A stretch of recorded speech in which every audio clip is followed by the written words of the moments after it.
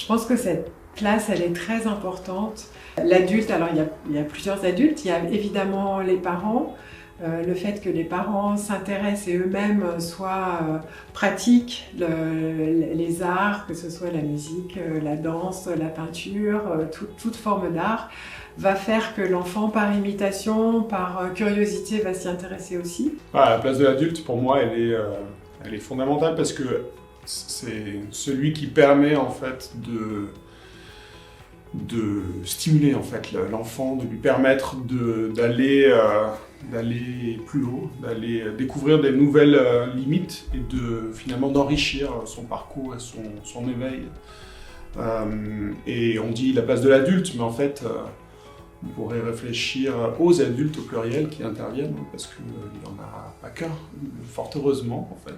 Et du coup, c'est comment arriver à travailler ces différentes rencontres, ces différents types de profils qu'on pourrait avoir. Et voilà, c'est ça une des richesses de ce travail au niveau de l'éveil artistique. Pour moi, cette question, elle est très importante parce que le rôle des parents, c'est primordial.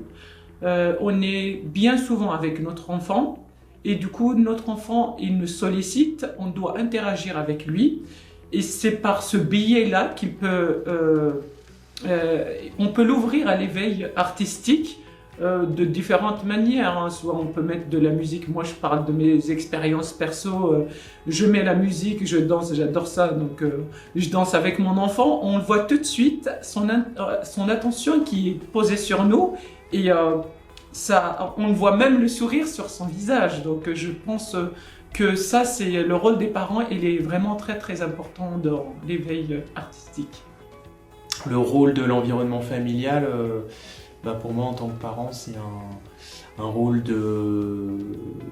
central et puis alors je sais pas, médiation, je sais pas si c'est le bon mot, mais en tout cas d'offrir des temps ou des perspectives à l'enfant qui montrent qu'il y a un réel apport sur le développement de l'enfant, sur des choses en parallèle de son quotidien d'enfant en bas âge. La place de l'adulte, c'est la place d'un accompagnateur. Il est là pour ouvrir les horizons de l'enfant, je pense. Donc, pour lui proposer plein de façons de découvrir la culture par les spectacles, le cinéma, les petits concerts. Du coup, moi, c'est pareil, c'est pouvoir proposer un panel de choses différentes et avec des supports différents, que ce soit de la vidéo, que ce soit en réel, en virtuel, pour que les enfants puissent s'ouvrir à plein de choses différentes, plein de langages différents et plein d'arts différents pour pouvoir après développer le langage chez l'enfant, pouvoir développer son ouverture au monde, sa découverte, lui donner envie d'explorer et de découvrir plein de choses. Le rôle de l'adulte, pour moi, il est extrêmement puissant parce qu'il va accueillir l'enfant dans son rapport au monde.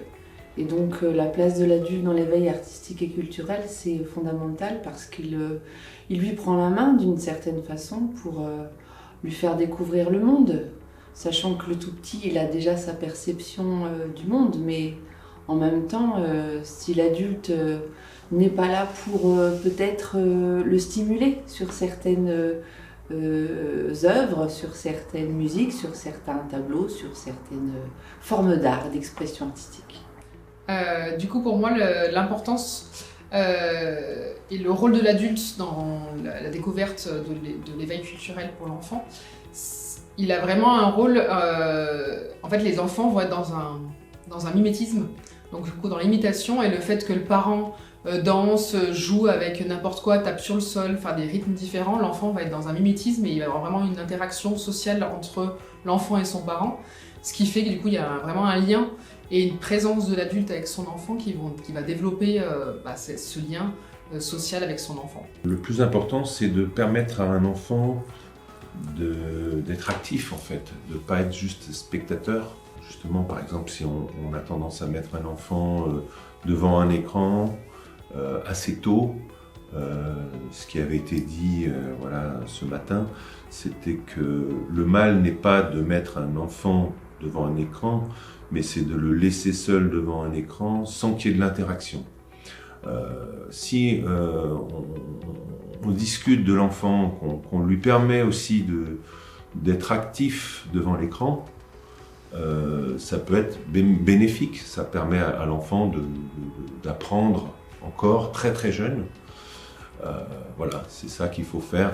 Il faut toujours faire en sorte que l'enfant, aussi petit soit-il, devienne actif et ça lui permet de s'émanciper.